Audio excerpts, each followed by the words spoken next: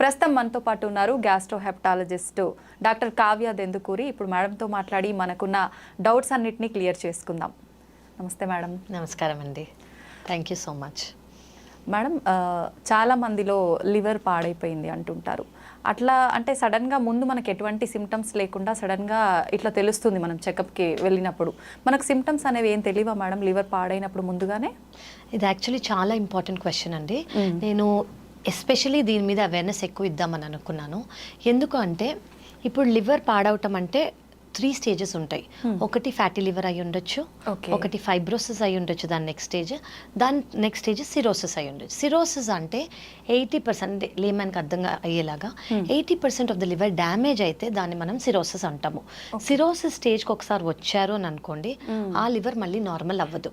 So మన బాడీలో regenerative organ అంటే మళ్ళీ రీగ్రో అయ్యే ఆర్గన్ లివర్ మాత్రమే. సో లివర్కి ఏదైనా ప్రాబ్లం వచ్చింది అనుకోండి, లివర్ సెల్ డెత్ అవుతుంది, కానీ ఆ ప్రాబ్లం పోయేసరికి లివర్ మళ్ళీ రీగ్రో అవుతుంది. సో లివర్కి ఆ కెపాసిటీ, ఆ టెండెన్సీ, ఆ బ్యూటిఫుల్ కెపాసిటీ ఉంది.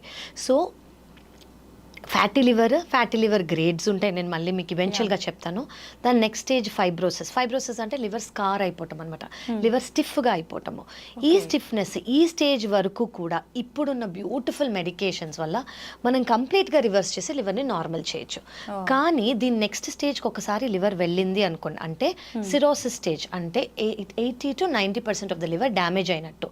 లివర్ సెల్ రీగ్రో అవ్వదు, మళ్ళీ లివర్ నార్మల్ అవ్వదు, దానివల్ల లివర్ సైజ్ చిన్నగా అయిపోతుంది. ఈ స్టేజ్లో ఉన్నా కూడా 80% మందికి సిమ్టమ్స్ ఉండవు. మీరు ఫ్యాటీ లివర్ మర్చిపోండి, ఫైబ్రోసిస్ మర్చిపోండి, ఈవెన్ సిరాటిక్స్ అంటే సిరోసిస్ ఉన్న పేషెంట్స్, క్రానిక్ లివర్ డిసీజ్ ఉన్న పేషెంట్స్లో 80% మందికి కూడా సిమ్టమ్స్ ఉండకపోవచ్చు. మోస్ట్లీ వాళ్ళకు ఉండే కామన్ సిమ్టమ్ ఏంటి అని అంటే ఫెటీగ్ అంటే వీక్నెస్, బలహీనత. వాళ్ళు ఏమనుకుంటారంటే, ఓ నిన్న నైట్ నేను సరిగ్గా పడుకోలేదు, సరిగ్గా తినలేదు, ఎక్సర్సైజ్ చేశాను చేయలేదు, ట్రావెల్ చేశాను, సో అంతే అనుకుంటారు వాళ్ళు. కానీ ఇది లాంగ్ పీరియడ్ ఉంటుంది, రోజు పర్సిస్టెంట్గా ఉంటుంది. సో 80 to 85% మందికి జనరల్గా సిమ్టమ్స్ ఉండవు, ఈవెన్ పర్మనెంట్ లివర్ డ్యామేజ్లో. ఓకే మేడం, చాలామంది అంటే మనం అందరం వినేంత వరకు ఎక్కువగా ఆల్కహాల్ తీసుకున్న వాళ్ళకే ఎఫెక్ట్ అవుతుంది అని, నిజంగా అట్లానేనా లేదంటే వేరే పరిస్థితుల్లో కూడా పాడయ్యే అవకాశం ఉంటుందా? చాలా రీజన్స్ ఉంటాయండి. మనం ఈ మధ్య ఎక్కువగా చూసేది లైఫ్ స్టైల్ డిసీజెస్ అంటే మీరు అడిగినట్టు ఆల్కహాల్ రిలేటెడ్ లివర్ డిసీజ్ ఒకటి. సెకండ్ థింగ్ ఏంటంటే సెడెంటరీ లైఫ్ స్టైల్ అంటే ఇప్పుడు పోస్ట్ కోవిడ్ అని అనుకోవచ్చు, ఎవ్రీవన్ అందరూ ఇంట్లోంచి వర్క్ ఫ్రమ్ హోమ్ చేస్తున్నారు. సో దానికి మీనింగ్ ఏంటంటే మన డోర్ స్టెప్కి అన్నీ వచ్చేస్తున్నాయి. సో అది ఏ మీడియం ద్వారా కానీ డోర్ స్టెప్కి వచ్చి ఇంట్లోనే కూర్చుని ఒకటే ప్లేస్లో కూర్చుని మొబిలిటీ అనేది, ఎక్సర్సైజ్ అనేది తగ్గినందుకు ఒబేసిటీ ఛాన్సెస్ చాలా ఎక్కువైపోయాయి. సో అది చిల్డ్రన్ కానివ్వండి, అడల్ట్స్ కానివ్వండి. సో ఆల్కహాల్ వల్ల వచ్చే లివర్ ప్రాబ్లమ్ని మనం ethanol alcohol disorder related liver disease అంటాము. అలాగే నాన్ ఆల్కహాల్ వల్ల వచ్చేదాన్ని non alcohol related liver disease. So ఇందులో కామన్ ఏంటంటే నేను మీకు ఇప్పుడు చెప్పినట్టు ఒబెసిటీ చాలా కామన్. సెకండ్ థింగ్ ఏంటంటే అన్కంట్రోల్డ్ షుగర్ కంట్రోల్లో లేకపోయినా, చాలా రోజులుగా షుగర్ ఉన్నా, వాళ్ళు డైట్ వల్ల షుగర్ని ఇంప్రూవ్ చేసుకోలేకపోయినా మనకి పర్మనెంట్ లివర్ డ్యామేజ్ వస్తుంది. Second thing systemic hypertension, blood pressure ఎక్కువ ఉన్న వాళ్ళు. నెక్స్ట్ థైరాయిడ్ ప్రాబ్లమ్స్ ఉండి ట్రీట్మెంట్ తీసుకోకపోయినా, థైరాయిడ్ అనేది చాలా ఇయర్స్గా ఉన్నా వీళ్ళకి కూడా వస్తుంది. అండ్ ఉమెన్లో పాలిసిస్టిక్ ఓవేరియన్ సిండ్రోమ్, పీసీఓడి అని వినే ఉంటారు. ఓకే, వాళ్ళకు కూడా వచ్చే ఛాన్స్ ఉంది. అండ్ అబ్స్ట్రక్టివ్ స్లీప్ యాప్నియా అంటే జనరలీ కొంచెం ఒబీస్గా ఉన్న వాళ్ళు, కొంచెం బరువు ఎక్కువ ఉన్న వాళ్ళకి ఏమవుతుందంటే ఆక్సిజన్ అనేది సరిగ్గా అందదు. ఓకే, లంగ్స్లో ఉండే ప్రాబ్లం ఇది. సో వాళ్ళకి మోస్ట్ కామన్గా మీరు చూసే సిమ్టమ్ ఏంటంటే డే టైమ్ స్లీపీనెస్ అంటాము. కూర్చునే వాళ్ళు నిద్రపోతారు, వాళ్ళకి అది తెలియదు. సో ఇలాంటి వాళ్ళలో నాష్ అంటే నాన్ ఆల్కహాలిక్ స్టియటోహెపటైటిస్, దీనివల్ల లివర్ ప్రాబ్లం వచ్చే ఛాన్స్ ఉంది. ఇది కాకుండా కామన్ వైరసెస్ లివర్ని ఇది హార్మ్ చేసేవి ఏవంటే hepatitis B, hepatitis C, hepatitis A, hepatitis E కూడా ఉన్నాయి. కానీ జనరల్లీ అవి అక్యూట్ వైరల్ ఇల్నెస్. అంటే ఏంటంటే అది కలుషితమైన నీరు కానివ్వండి, ఫుడ్ కానివ్వండి తీసుకున్నందుకు జాండిస్ వస్తుంది. కానీ మన ఇమ్యూనిటీనే దాన్ని పెరిగినప్పుడు జాండిస్ మన ఇమ్యూనిటీనే ఆ వైరస్ని క్లియర్ చేస్తుంది. అట్లీస్ట్ 80 to 85% మందిలో. ఓన్లీ 10% కన్నా తక్కువ మంది లివర్ ఫెయిల్యూర్లోకి వెళ్తారు దీనివల్ల. సో వాళ్ళకి క్రానిసిటీ అంటే చాలా ఏళ్ళగా లివర్ ప్రాబ్లంలో ఉండదు వీళ్ళకి, అక్యూట్గా వస్తుంది. ఈదర్ 90%, 85%, 90% వాళ్ళకి ఇంప్రూవ్మెంట్ ఉండిపోతుంది. 10% మంది మాత్రమే ఫెయిల్యూర్లోకి వెళ్ళే ఛాన్స్ ఉంది, చాలా ఉంది, మిగతా వాళ్ళకి లేదు. ఇది రొటీన్గా ఎక్కువగా చూసేవి. నెక్స్ట్ ఏంటంటే auto immune disorders. Auto immune disorders అంటే జనరలీ మన ఇమ్యూనిటీ ఏం చేస్తుంది, మనకి ఏదన్నా ప్రాబ్లం వచ్చిందనుకోండి, ఆ ప్రాబ్లం నుంచి కాపాడడానికి మన ఇమ్యూనిటీ హెల్ప్ చేస్తుంది. ఫర్ ఎగ్జాంపుల్ మనకి ఏమైనా జ్వరం వచ్చింది, కాఫ్ వచ్చింది, కోల్డ్ వచ్చింది అనుకోండి, ఆ బ్యాక్టీరియా వైరస్ కానీ మన బాడీలోకి వెళ్తే మన ఇమ్యూనిటీ ఆ వైరస్ని బయటికి పంపించేదానికి ట్రై చేస్తుంది. ఇది మన ఇమ్యూనిటీ రోల్. కానీ ఈ ఇమ్యూనిటీనే మన లివర్ సెల్స్ని ఎఫెక్ట్ చేస్తుంది అనుకోండి, దీన్ని ఆటో ఇమ్యూన్ లివర్ డిసీజ్ అంటాము. సో మన ఇమ్యూనిటీ ద్వారా లివర్ డిసీజ్ వచ్చే ఛాన్స్ ఉంది. వీటిల్లో వెరైటీస్ ఉన్నాయి. ఆటో ఇమ్యూన్ హెపటైటిస్ అనుకోవచ్చు, పిబిసి అంటే ప్రైమరీ బిలియరీ సిరోసిస్, లేదా పిఎస్సి ప్రైమరీ స్క్లీరోజింగ్ కొలాంజైటిస్, ఇలా చాలా వెరైటీస్ ఉన్నాయి. సో దీని వల్ల కూడా లివర్ ప్రాబ్లం వచ్చే ఛాన్స్ ఉంది. సో మళ్ళీ కిడ్స్లో అయితే కొన్ని వెరైటీస్ ఉన్నాయి, విల్సన్స్ డిజీజ్ అని, హిమోక్రమటోసిస్ అని, మళ్ళీ పెద్దవాళ్ళకైతే కొన్ని, అలా చాలా.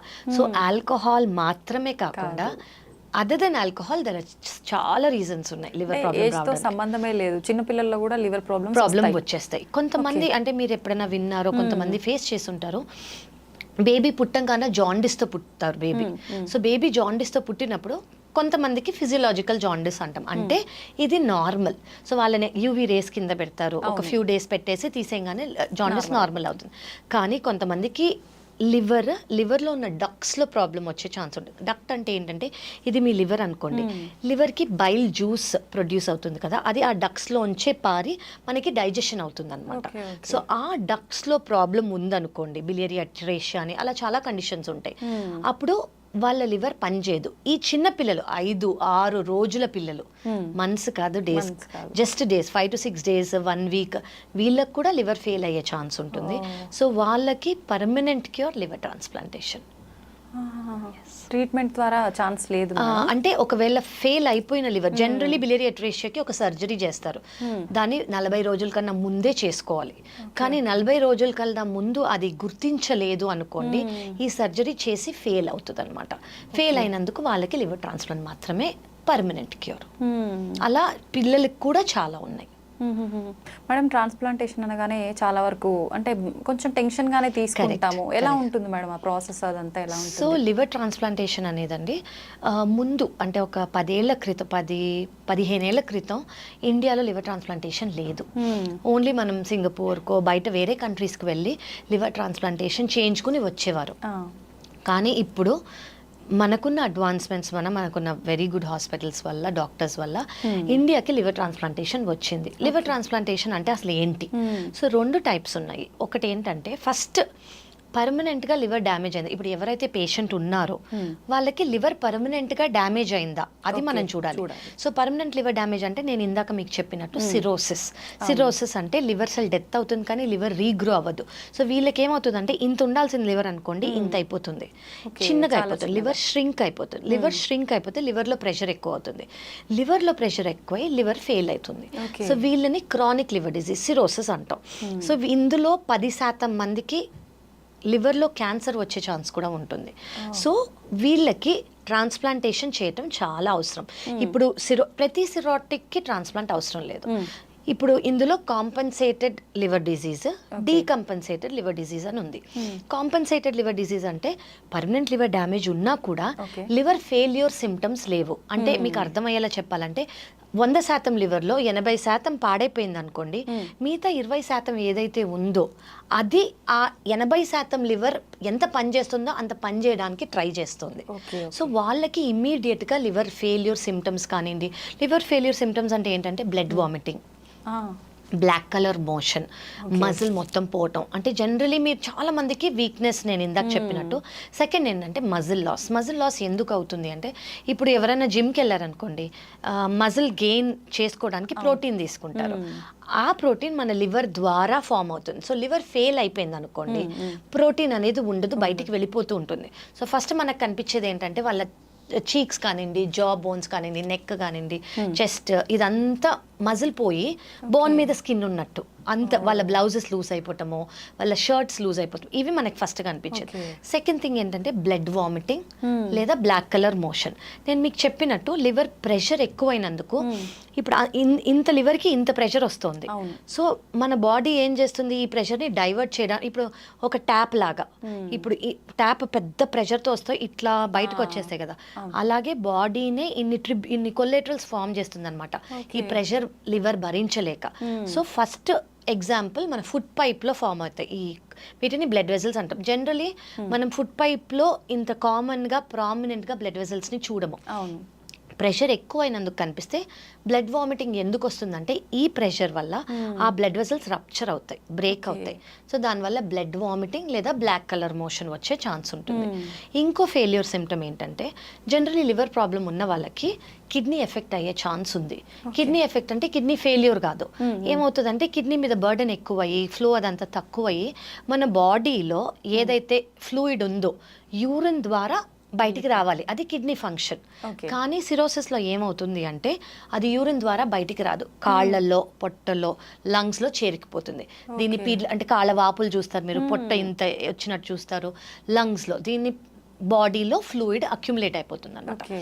ఇంకోటి ఏంటంటే most important function of liver అసలు ఏంటి అంటే డీటాక్సిఫై చేయటం.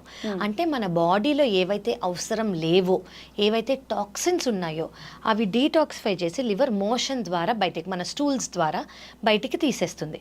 కానీ లివర్ ఫంక్షన్ లేనప్పుడు సిరోసిస్లో ఈ టాక్సిన్స్ బ్రెయిన్కి వెళ్తాయి. ఫస్ట్ సిమ్టమ్ ఏమవుతుంది, మనం జనరలీ పొద్దున్న పడుకోము, నైట్ పడుకుంటాం, ఇది ఆపోజిట్ అయిపోతుంది. సో ఆల్టర్డ్ స్లీప్ రిథమ్, వీళ్ళకి నైట్ నిద్ర రాదు, పొద్దున్న నిద్ర వస్తుంది. ఇంకోటి ఏంటంటే మర్చిపోవటం, చిన్న చిన్న థింగ్స్ స్లోగా మర్చిపోతూ ఉంటారు. థర్డ్ థింగ్ ఏంటంటే కూర్చునే నిద్రపోవటం, పొద్దున్న నిద్ర ఎక్కువ. ఇలా గ్రేడ్స్ ఉంటాయి. ఫోర్త్ గ్రేడ్ ఏంటంటే కోమా. ఓకే, సో ఇది లివర్ ఫెయిల్యూర్ సిమ్టమ్. చాలా ఇంపార్టెంట్ థింగ్ మనకు తెలుసు, ఇప్పుడు లివర్ సెల్ డెత్ అవుతుంది అని చెప్పాను కదా, సో ఎనీవేస్ జాండిస్ అనేది ఉంటుంది వీళ్ళలో. సో ఇవి కాకుండా చాలా ఇంపార్టెంట్ లివర్ డిజీజ్ ఉన్నప్పుడు, సిరోసిస్ ఉన్నప్పుడు మనం ఎందుకు తెలుసుకోవాలి అంటే క్యాన్సర్ వచ్చే ఛాన్స్ ఉంటుంది వీళ్ళలో. సో క్యాన్సర్ వచ్చినప్పుడు నేను ఎప్పుడు నా పేషెంట్స్కి చెప్పేది ఏంటంటే మీరు ఎక్కడున్నాయన any part of the world ఒక్కసారి సిరోసిస్ వస్తే 6 నెలలకు ఒకసారి ఖచ్చితంగా సిటీ స్కాన్ చేసుకోవాలి. ఎందుకు అంటే క్యాన్సర్ ఉంటే మనం ఎవ్రీ 6 మంత్స్కి మనం సిటీ స్కాన్ చేయించుకున్నాం అనుకోండి, అది పర్మనెంట్గా ఎర్లీ స్టేజ్లోనే డిటెక్ట్ చేస్తాం. సో అది పర్మనెంట్గా క్యూర్ చేయొచ్చు. అది just part of the liver తీసేసో లేదా లివర్ ట్రాన్స్ప్లాంటేషన్ చేసో. సో ఇవి కాంప్లికేషన్స్. సో ఇవి లేని వాళ్ళని కాంపన్సేటెడ్ సిరోసిస్ అని అంటాం, ఇవి ఉన్న వాళ్ళు డీకంపన్సేటెడ్ సిరోసిస్ అంటాం.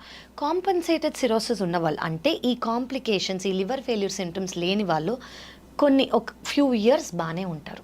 వాళ్ళు రెగ్యులర్ ఫాలోఅప్తో రావాలి. అంటే 3 నెలలకు ఒకసారి బ్లడ్ టెస్ట్, 6 నెలలకు ఒకసారి సిటీ స్కాన్, ఎండోస్కోపీ చేసుకుంటూ ఉండాలి మాత్రలతో. కానీ ఈ లివర్ ఫెయిల్యూర్ ఉన్న వాళ్ళు ఖచ్చితంగా లివర్ ట్రాన్స్ప్లాంట్ చేయించుకోవాలి. ఎందుకు అంటే ఇప్పుడు మీకు చెప్పిన ప్రతి సిమ్టమ్ లివర్ ఫెయిల్ అయినందుకు, ఈ లివర్ బాగా అవ్వదు. సో ఈ లివర్ ఫెయిల్ అయినంత సేపు మీకు ఈ సిమ్టమ్స్ వస్తూనే వస్తాయి కాబట్టి మనం ఓన్లీ ట్రీట్ చేస్తే ఏమి ఉపయోగం ఉండదు. సో కాజింగ్ ఏజెంట్ ఏంటి, ఫెయిలింగ్ లివర్. సో అది తీసేస్తే ఈ సిమ్టమ్స్ ఆగిపోతాయి. సో దీంట్లో 2 వెరైటీస్ ఉన్నాయి, live donor liver transplantation, diseased donor liver transplantation. Live donor liver transplantation అంటే ఇప్పుడు ఫర్ ఎగ్జాంపుల్ ఒక పేషెంట్కి సిరోసిస్ ఉంది, పర్మనెంట్ లివర్ డ్యామేజ్ ఉంది, వాళ్ళు ఓ బ్లడ్ గ్రూప్ అని అనుకోండి, బ్లడ్ గ్రూప్ని బట్టి ఇది డిసైడ్ అవుతుంది. ఎవరైతే ఇప్పుడు మనం లైవ్ డోనర్ గురించి మాట్లాడుతున్నాం, సో ఫ్యామిలీ డోనర్ అయి ఉండాలి, సేమ్ బ్లడ్ గ్రూప్ అయి ఉండాలి, 18 ఏళ్ల కన్నా ఎక్కువ, 52 ఇయర్స్ కన్నా తక్కువ అయి ఉండాలి, వాళ్ళంతట వాళ్ళే నేను ఇస్తాను అని ముందుకు రావాలి. ఓకే, ఇది ఎందుకు క్రైటీరియా అని అంటే జనరలీ 52 ఇయర్స్ కన్నా ఎక్కువ ఉన్న వాళ్ళకే ఫ్యాటీ లివర్ ఉంటుంది. సో ఫ్యాటీ లివర్ ఉన్నా కూడా మేము కరెక్ట్ చేసి తీసుకున్న వాళ్ళు ఉన్నాం, అంటే యంగర్ వాళ్ళు లేకపోతే ఎమర్జెన్సీ సిచ్యువేషన్. కానీ వీ ప్రిఫర్ 50 to 52 ఇయర్స్ కన్నా తక్కువ వాళ్ళు. సో ఇప్పుడు ఈయన పేషెంట్ అనుకోండి, ఈ పేషెంట్కి సర్జరీ అయ్యే ముందు ప్రీ లివర్ ట్రాన్స్ప్లాంట్ ఇవాల్యుయేషన్ అని ఒకటి చేస్తాం. అంటే ఏంటంటే ఇది మేజర్ సర్జరీ. ఈ సర్జరీ ఈయన body can it with stand ఇంత మేజర్ సర్జరీకి కాంప్లికేషన్స్ లేకుండా బాగానే ఉంటారా? సో అలా heart doctors, lungs doctors, anaesthesia doctors అందరూ చూసి okay this patient is fit అని చెప్తారు. అలాగే ఏ అయితే డోనర్ ఉంటారో, అంటే డోనర్ అంటే ఎవరు? నార్మల్ పర్సన్, ఆయనకి ఏ ప్రాబ్లమ్స్ లేవు, ఆయనకో ఆవిడకో, ఓకే, వాళ్ళు ముందుకు వచ్చినప్పుడు వాళ్ళకు కూడా pre liver transplant, pre donation evaluation అవుతుంది. ఓకే ఓకే, వాళ్ళకి ఎంత లివర్ ఉంది, వాళ్ళకి మిగతా ప్రాబ్లమ్స్ ఏమన్నా ఉన్నాయా, వాళ్ళకి సర్జరీ చేసేటప్పుడు రిస్క్ ఏమన్నా ఉందా అని ఫస్ట్ తెలుసుకోవాలి. ఏంటంటే బ్లడ్ గ్రూప్ మ్యాచ్ అయి ఉండాలి, అదైతే ఫర్ షూర్. సెకండ్ థింగ్ ఏంటంటే వాళ్ళు డోనర్ మనం ఇవాల్యుయేషన్ చేసేటప్పుడు 1% రిస్క్ ఉందని తెలిసినా మేమే వద్దంటాం. ఎందుకు అంటే ఒక నార్మల్ పర్సన్కి కాంప్లికేషన్ ఇచ్చినట్టు. సో వీ ఆర్ సెల్స్ మేమే వద్దంటాం. సో భయపడాల్సిన అవసరం లేదు. థర్డ్ థింగ్ తెలియాల్సింది ఏంటంటే ఎవరైతే డొనేట్ చేస్తారో లివర్, వాళ్ళకి లైఫ్ రిస్క్ 0. అసలు లైఫ్ రిస్కే లేదు. విత్ ఇన్ 2 weeks, అంటే 2 వారాల నుంచి 4 వారాల లోపల ముందు ఎంత లివర్ ఉండిందో అంత లివర్కి గ్రో అవుతుంది. సో ఇప్పుడు డోనర్ వచ్చారు, డోనర్కి మనం ఇవాల్యుయేషన్ చేసాం, ఆయనకి 100% లివర్ ఉంది. 100% నుంచి జనరలీ మేము 30 అరౌండ్, అంటే ఇవాల్యుయేషన్ చేసి ఈయనకి ఎంత వెయిట్ అలా మాకు ఇవాల్యుయేషన్ క్యాలిక్యులేషన్స్ ఉంటాయి. దాన్ని బట్టి ఎంత తీసుకోవాలని అనుకున్నాం. ఫర్ ఎగ్జాంపుల్ 30 తీసుకున్నాం అనుకోండి, ఈ పేషెంట్ ఎవరైతే ఉంటారో వీళ్ళ లివర్ మొత్తం తీసేస్తాం, డ్యామేజ్ అయిపోయింది కాబట్టి. సో ఈ 30% పేషెంట్కి పెడతాం. ఆ డోనర్ దగ్గర 70% ఉంటుంది, ఈయన దగ్గర 30% ఉంటుంది. 2 వారాల నుంచి 4 వారాల లోపల ఈయనకి 30% నుంచి 100% అయిపోతుంది, ఈయనకి 70% నుంచి 100% అయిపోతుంది. నేను మీకు చెప్పినట్టు liver is a regenerative organ. So ముందు ఎంత ఉండిందో అంత అయిపోతుంది. సో దీనివల్ల రిస్కే లేదు. ఓకే, సో డోనర్ ఎవరైతే డొనేట్ చేస్తున్నారో వాళ్ళకి ఇది తినకూడదు, అది తినకూడదు, ఇది చేయకూడదు, అది రెస్ట్రిక్షన్స్ కానివ్వండి, లిమిటేషన్స్ కానివ్వండి, ఏమీ లేవు. అండ్ మెడికేషన్స్ లేవు. జనరలీ 5th డే లేదా 6th డే వాళ్ళు డిశ్చార్జ్ అయిపోతారు. ఓకే, నాకు తెలుసు నా particular patient donors marathon runners, day to day life carry on, అంత ప్రీ వెడ్డింగ్ కూడా ఇచ్చిన వాళ్ళు ఉన్నారు. So with in 2 months marriage చేసుకున్న వాళ్ళు ఉన్నారు. సో డోనర్కి అంటే నేను ఇది ఎందుకు చెప్తున్నాను అంటే ఏ విధమైన కాంప్లికేషన్ అనేది డోనర్కి ఉండదు. పేషెంట్ ఎవరైతే ఉన్నారో ఫస్ట్ 1 month చాలా మెడికేషన్స్ తీసుకోవాల్సి వస్తుంది. ఎందుకు అంటే ఇప్పుడు మన ఇమ్యూనిటీ ఏంటంటే ఏదైనా కొత్త ఆర్గన్, బ్యాక్టీరియా వచ్చి మలేరియా అనే చిన్నది వచ్చింది అనుకోండి, బయటికి పంపించేస్తుంది కదా. అలా కొత్త ఆర్గన్ వచ్చింది, లివర్ అనేది ఆ బాడీకి సంబంధించింది ఒక ఆర్గన్ మనం పెడుతున్నాం. సో ఆ ఆర్గన్ ఇది నా లివర్ కాదు అని బాడీ బయటకు పంపించకుండా ఇమ్యూనిటీని సప్రెస్ చేస్తాం కొంచెం. సో ఆ ఇమ్యూనిటీని సప్రెస్ చేసినప్పుడు ఇన్ఫెక్షన్స్ వచ్చే ఛాన్స్ ఉంటాయి. ఆ ఇన్ఫెక్షన్స్ రాకుండా మొదటి నెల 2వ నెల కొంచెం ఎక్కువ మెడికేషన్స్ ఉంటాయి, తర్వాత లైఫ్ లాంగ్ ఒక టాబ్లెట్ అంతే. So that is about live donor. Second option ఏంటంటే disease donor liver transplantation. Disease donor అంటే ఫ్యామిలీ డోనర్ లేరు అని అనుకోండి, అంటే సేమ్ బ్లడ్ గ్రూప్ లేరు, లేదా వాళ్ళకి ఇవాల్యుయేషన్ చేస్తే మ్యాచ్ అవ్వలేదు అని అనుకోండి, లేదా ఏజ్ క్రైటీరియా మనకి మ్యాచ్ అవ్వట్లేదు అనుకోండి, డిజీజ్ డోనర్ తీసుకుంటాం. డిజీజ్ డోనర్ అంటే ఏంటంటే ఇప్పుడు ఎవరిదైనా డెత్ అయిందనుకోండి, వాళ్ళ ఫ్యామిలీ దానంగా ఇచ్చే ఆర్గన్. ఓకే, బ్రెయిన్ డెడ్ అని వాళ్ళని. సో ఇప్పుడు ఫర్ ఎగ్జాంపుల్ పేషెంట్ ఓ గ్రూప్లో ఉన్నారనుకోండి, మనం మీకు చెప్పినట్టు పేషెంట్కి ప్రీ లివర్ ట్రాన్స్ప్లాంట్ ఇవాల్యుయేషన్ చేస్తాం. ప్రీ లివర్ ట్రాన్స్ప్లాంట్ ఇవాల్యుయేషన్ చేసినప్పుడు ఓ గ్రూప్లో ఈయనని లిస్ట్లో పెడతాం.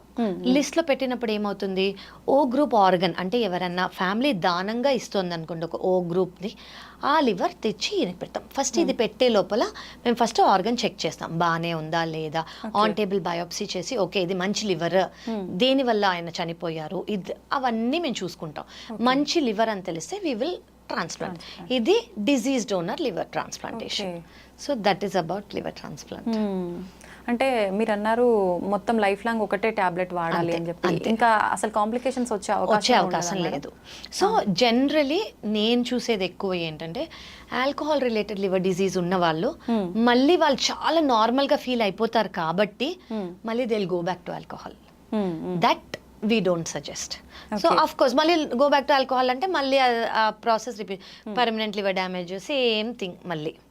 అలా మేము రీట్రాన్స్ప్లాంట్ చేసిన వాళ్ళు కూడా ఉన్నారు. ఒక లివర్ ట్రాన్స్ప్లాంట్ చేసి మళ్ళీ సెకండ్ లివర్ ట్రాన్స్ప్లాంట్ రీట్రాన్స్ప్లాంట్ చేసిన వాళ్ళు కూడా ఉన్నారు. యా, అది ఎట్లాంటి సందర్భాల్లో మేడం? కొంతమందికి ఏమవుతుందంటే ఇట్లా ఆల్కహాలిక్ లివర్ డిసీజ్ మళ్ళీ ఆల్కహాల్కి వెళ్ళిన వాళ్ళు ఉంటారు. చాలా మటుకు వీళ్ళకి అంటే ఫ్యామిలీ సపోర్ట్ అనేది ఉందనుకోండి, ఫస్ట్ మేము ఎస్పెషల్లీ చూసే క్రైటీరియా ఏంటంటే, ఒకవేళ ఆల్కహాల్ వల్ల లివర్ ప్రాబ్లం వచ్చిన వాళ్ళు ట్రాన్స్ప్లాంట్ చేసుకుంటున్నారంటే, 1 psychiatric counselling, you should never go back to alcohol. 2 family support ఉంది అంటే. ఈ 2 ఉంటే జనరలీ దే స్టిక్ టు అంటే తీసుకోకుండా, కానీ కొంతమంది వెళ్ళిన వాళ్ళు ఉన్నారు, సో వాళ్ళకి మళ్ళీ రీట్రాన్స్ప్లాంట్ చేయాల్సి వస్తుంది. ఓకే, అప్పుడు ఏమైనా రిస్క్ ఉంటుందా? రిస్క్ ఎక్కువ ఉంటుంది. ఎటువంటి? అంటే ఒక ఆపరేషన్ చేసింది మళ్ళీ ఆపరేషన్ కాబట్టి, బట్ అఫ్ కోర్స్ మనం ఇవాల్యుయేషన్ చేస్తాం, వాళ్ళకి ఎంత రిస్క్ ఉందో చూస్తాం, అదంతా సేమ్ ప్రాసెస్సే. కానీ మనకి రిస్క్ ఉందని చెప్తే ఎక్స్ప్లెయిన్ చేసి చేయాలి. ఒక సర్జరీ ఏరియాలో మళ్ళీ చేయటం కదా, అందుకు. సో మేజర్ సర్జరీ ఇది. బట్ మేము చేసిన వాళ్ళందరూ by the grace of God they are fine. Okay, success rate బాగానే ఉంటుందా? Success rate is more than 95% అండి. ఓకే, సో సక్సెస్ ఇప్పుడు బేసిక్లీ లివర్ ట్రాన్స్ప్లాంటేషన్ కావాలి అని అనుకున్న వాళ్ళు ముందుకొచ్చి ట్రాన్స్ప్లాంట్ చేయించుకుంటున్నారంటే, చాలా ఇంపార్టెంట్ ఏంటంటే నేను చూసింది రైట్ టైమింగ్. కొంతమంది నాకేం సిమ్టమ్స్ లేవు, జస్ట్ కొంచెం కాలవపో, జస్ట్ ఇది అని అనుకున్న వాళ్ళు, డీలే చేసిన వాళ్ళు ఎమర్జెన్సీగా ట్రాన్స్ప్లాంట్కి ల్యాండ్ అవుతారు. ఎందుకంటే లివర్ డ్యామేజ్ అయిపోయింది ఆల్రెడీ. ఓకే, బట్ కొంతమంది కరెక్ట్గా డెసిషన్ తీసుకున్న వాళ్ళు they are completely fine. Post transplant they will be totally fine. Okay madam, చాలా మంది ఆల్కహాల్ తాగితే లివర్ పాడవుతుందని ఐడియా ఉన్నప్పటికీ, అంటే ఎంత మోతాదులో తాగితే పాడవదు అనేది ఒక పెట్టుకుంటారు, ఇంత తాగితే పర్వాలేదంట అని చెప్పి, అది నిజమే అంటారా? యాజ్ అ లివర్ డాక్టర్ నేను అది చెప్పకూడదు, కానీ గైడ్ లైన్స్ ఉన్నాయి. కానీ నేను ఇది ఎందుకు సజెస్ట్ చేయను అంటే, ఈ గైడ్ లైన్స్ ఏవైతే ఉన్నాయో అవి వెస్టర్న్ కంట్రీస్లో చేసినవి.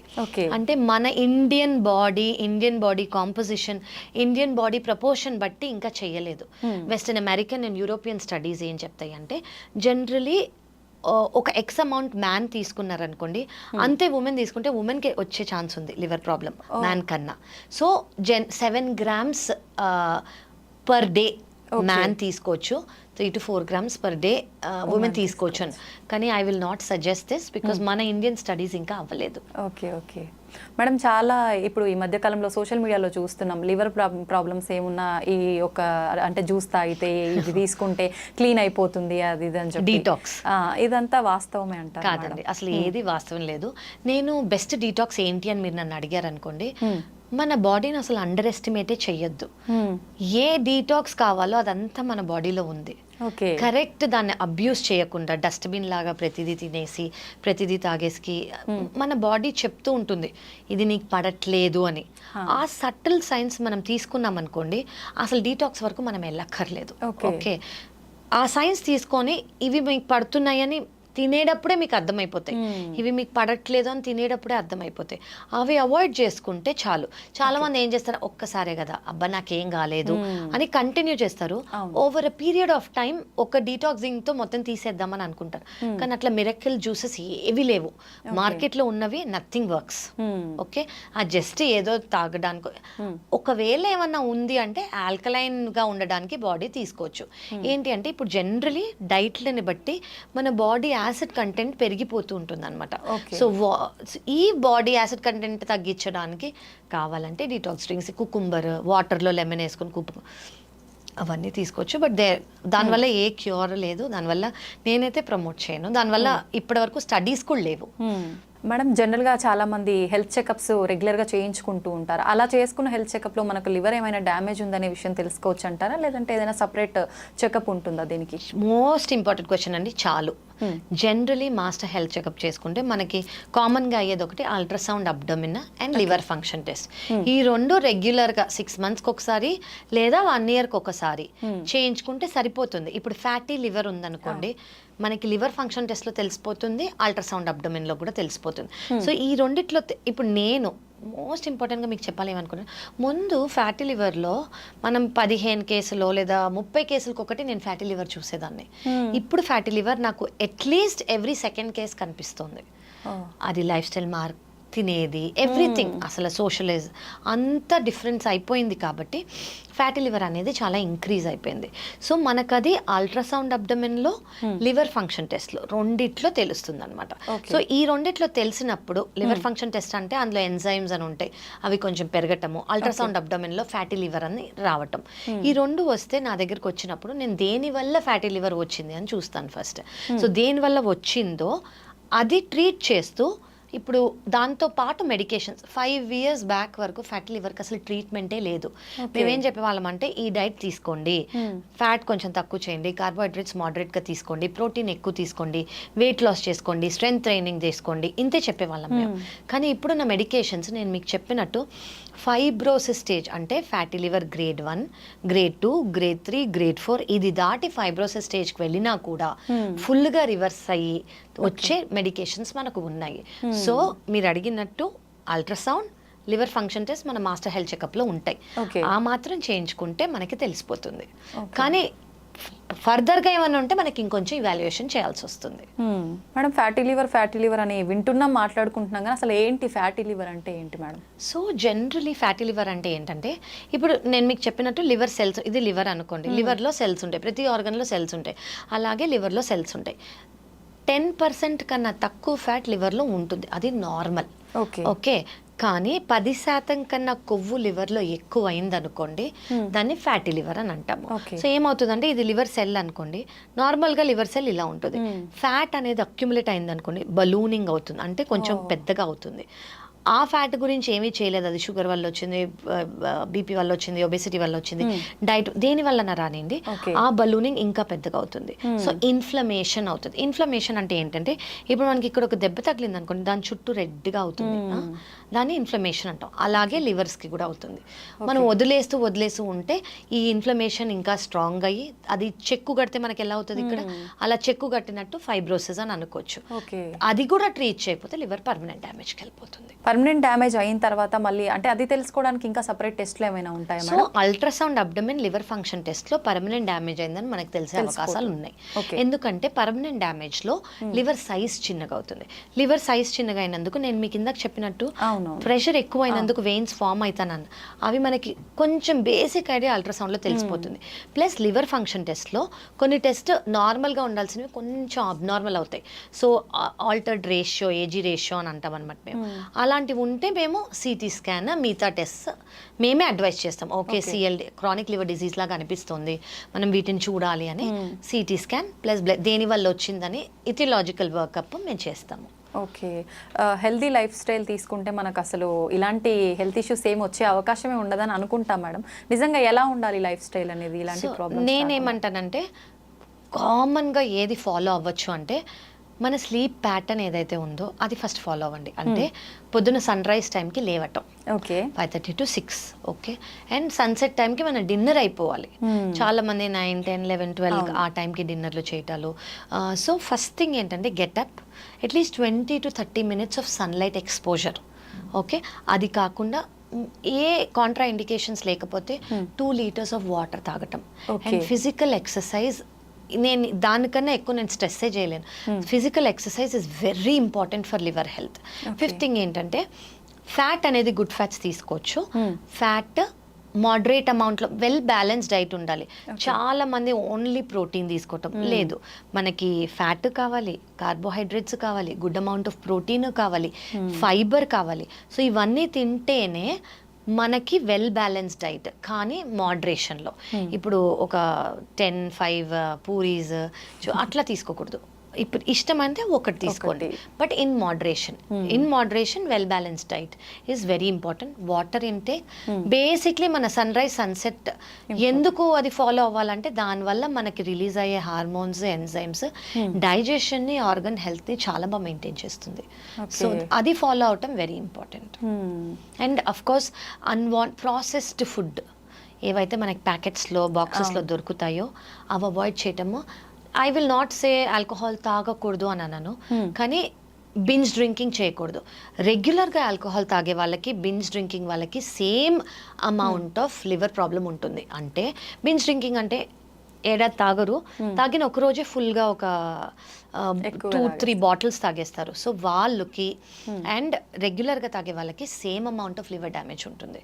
సో మోడరేషన్గా అప్పుడప్పుడు తీసుకొని, do not overdo, and that is very important. Smoking, alcohol, sleep is a very good medicine. I think మన బాడీనే will keep telling you sleep అని. అండ్ ఆకలి ఉన్నప్పుడు తినటము, ఇవన్నీ చాలా ఇంపార్టెంట్. అంటే ఆకలి లేకపోతే స్కిప్ చేసినా పర్వాలేదు. చాలా పర్వాలేదండి, ఖచ్చితంగా స్కిప్ చేసినా పర్వాలేదు. ఓకే. సో కొంతమందికి ఆకలి లేకపోవడం ఒక ప్రాబ్లం ఉంటుంది, వాళ్ళకి కాకుండా ఓకే. సో వేరే వాళ్ళు స్కిప్ చేసినా కూడా ఓకే. నేను సజెస్ట్ చేసేది ఏంటంటే ఈ మధ్య ఇంటర్మిటెంట్ ఫాస్టింగ్ చాలా కామన్గా సజెస్ట్ కూడా చేస్తున్నాం మేము, కానీ ఎవరు పడితే వాళ్ళు స్టార్ట్ చేయకూడదు, అండర్ గైడెన్స్ స్టార్ట్ చేస్తే బెటర్. ఇంటర్మిటెంట్ ఫాస్టింగ్ అంటే ఏంటంటే ఇది ఒక umbrella term, periods of eating, periods of ఫాస్టింగ్కి మనం అంటాం.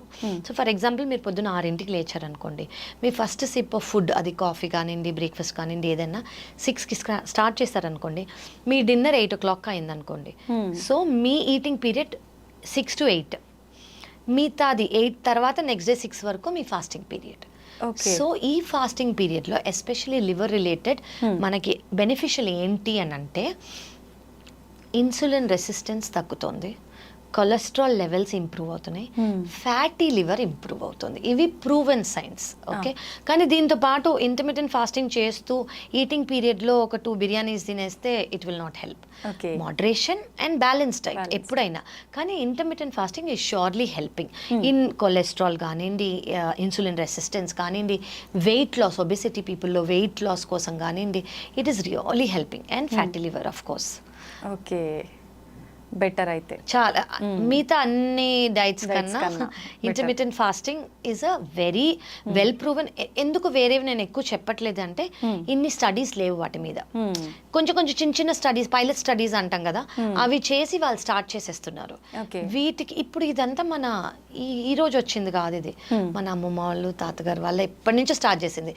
ఒక particular day, Ekadashi, what ever it is, ఆ రోజు తినకపోవటము, ఓన్లీ ఈవినింగ్ బ్రేక్, అదే స్నాక్ మాత్రమే తీసుకోవటము, బిఫోర్ సన్సెట్ తినేసేయటము, ఇవన్నీ ఎప్పటి నుంచి ఉన్నాయి. బికాజ్ అది మన బాడీ ఆల్గోరిథం, మనం అది ఫాలో అయితే ఇంకేది ఎక్కువ చేయక్కర్లేదు. ఓకే, చాలా మంది అంటే లంచ్ టైంలో లంచ్ చేయకుండా మార్నింగ్ బ్రేక్ఫాస్ట్ బదులు లంచే తినేసి వెళ్ళిపోతుంటారు, అట్లా స్కిప్ చేసి. అలా పర్వాలేదు? ఇంటర్మిటెంట్ ఫాస్టింగ్ చేస్తున్నారు అనుకోండి, మీ బ్రేక్ఫాస్ట్ టైం మీ ఫాస్టింగ్ టైంలో వచ్చింది అంటే మీరు నైట్ 8 నుంచి నెక్స్ట్ డే 12 వరకు తినను అని అనుకున్నారు అనుకోండి, బ్రేక్ఫాస్ట్ టైం అయిపోయింది, మీరు ఫాస్ట్ బ్రేక్ చేసే 12 o'clock అంటే డైరెక్ట్గా లంచ్ చేస్తున్నారంటే నో ప్రాబ్లం. కానీ అందరూ ఇంటర్మిటెంట్ ఫాస్టింగ్ చేయకూడదు. ఎవరైతే చేస్తున్నారో ప్లీజ్ ఖచ్చితంగా అండర్ గైడెన్సే చేయండి. కొంతమందికి ఇంటర్మిటెంట్ ఫాస్టింగ్ పడదు, ఎస్పెషలీ డయాబెటిక్ చాలా మంది ఉంటారు, వాళ్ళకి షుగర్ లెవెల్స్ తక్కువ అయిపోతాలు, ఇలా చాలా హెడ్ ఏక్స్ రావటాలు, ఇలాంటివి ఉంటాయి.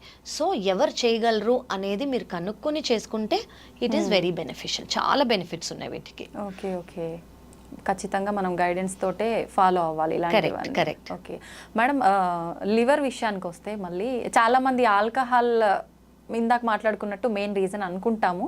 అయితే తాగడం స్టార్ట్ చేయగానే వస్తుందా, ఎప్పుడో తాగి బాగా ఎక్కువ తాగిన తర్వాత ఎప్పుడో వస్తుంది అనే ఒక ఉంటుంది, అది ఎంతవరకు నిజం మేడం? నేను ఇచ్చే ఆన్సర్ చాలా మందికి కొంచెం లూజ్ వేస్ ఇవ్వచ్చు, బట్ ఎస్, తాగిన వెంటనే రాదు. కానీ కొంతమంది బింజ్ డ్రింకింగ్ నేను చెప్పినట్టు చేసిన వాళ్ళకి ఇది ఓన్లీ ఆల్కహాల్ కాదండి, వాళ్ళ జెనెటిక్ కాంపోజిషన్, అలా చాలా రీజన్స్ ఉంటాయి. ఓన్లీ ఆల్కహాల్ మాలిక్యూల్ వల్ల లివర్ ప్రాబ్లం రాదు, వాళ్ళ జెనెటిక్స్, వాళ్ళ బాడీ కాంపోజిషన్, అలా చాలా ఇది ఉంటాయి. సో మోస్ట్లీ మనం అబ్జర్వ్ చేసేది ఏంటంటే ఆల్కహాల్ స్టార్ట్ చేసి అది రెగ్యులర్గా స్టార్ట్ చేసిన వాళ్ళు ఓవర్ పీరియడ్ ఆఫ్ టైమే వాళ్ళకి ఆల్కహాలిక్ లివర్ ప్రాబ్లం వచ్చే ఛాన్స్ ఉంటుంది. ఇనీషియల్గా కొంతమందికి వస్తుంది, ఎవరైతే చాలా ఎక్కువ తీసుకుంటారో ఆల్కహాల్ వాళ్ళకి జాండిస్ వచ్చే ఛాన్స్ ఉంటుంది, పర్మనెంట్ లివర్ డ్యామేజ్ రావడానికి చాలా ఏళ్ళు పడుతుంది.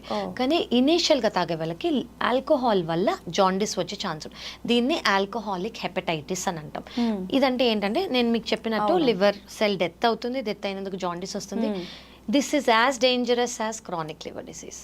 సో వీళ్ళు ఒకవేళ ఆల్కహాల్ స్టాప్ చేయలేదంటే వీళ్ళు కూడా ఫెయిల్యూర్లోకి వెళ్ళిపోతారు డైరెక్ట్గా.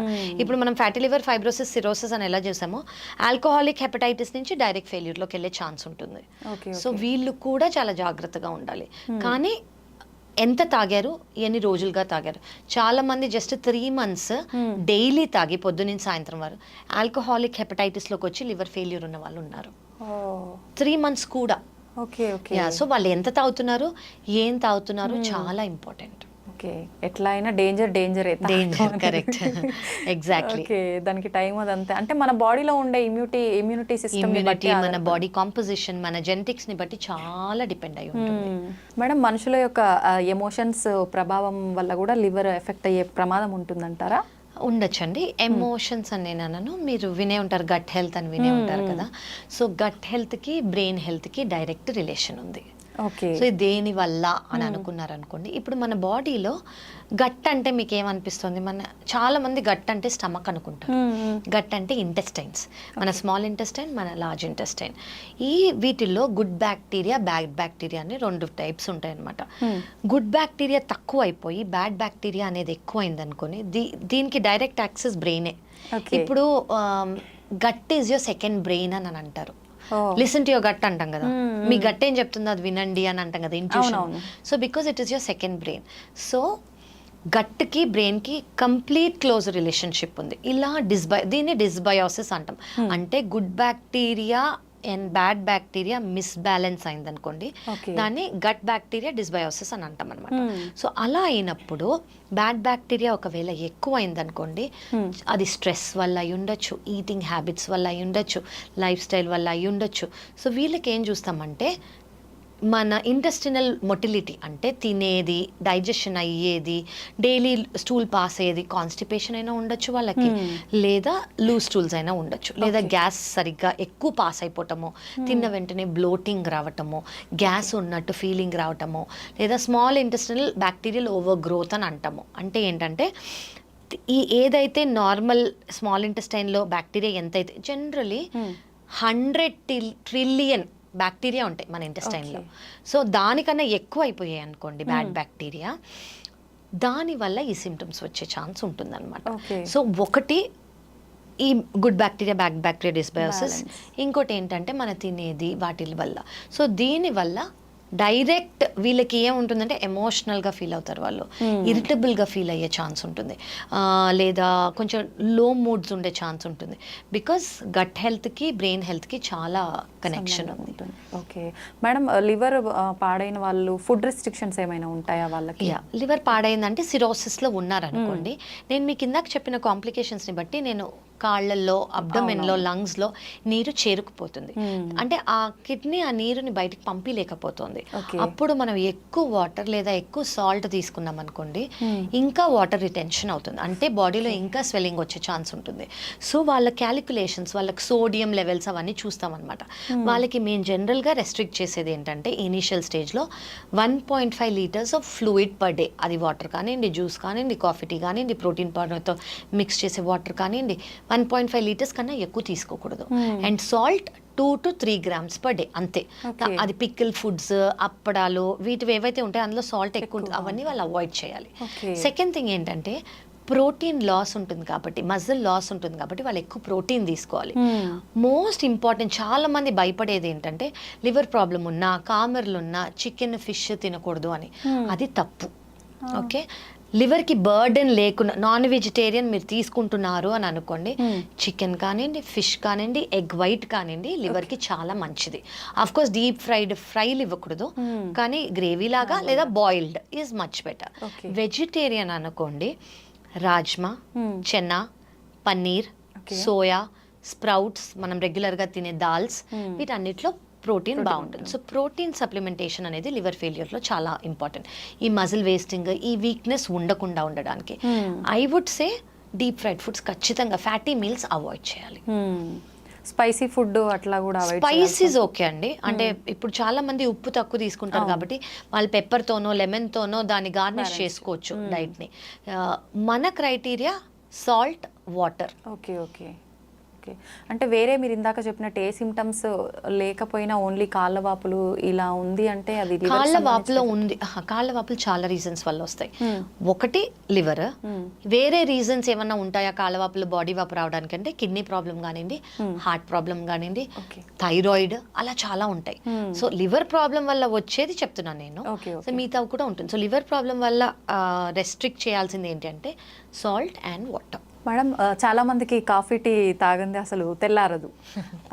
దానివల్ల మంచి జరుగుతుందని చెప్తుంటారు, లేదు అసలు తాగొద్దు, అలవాటు చేసుకోవద్దని కొంతమంది చెప్తుంటారు. లివర్ ప్రాబ్లం ఉన్న వాళ్ళు ప్రత్యేకించి కాఫీ టీ తాగొచ్చు అంటారా మేడం?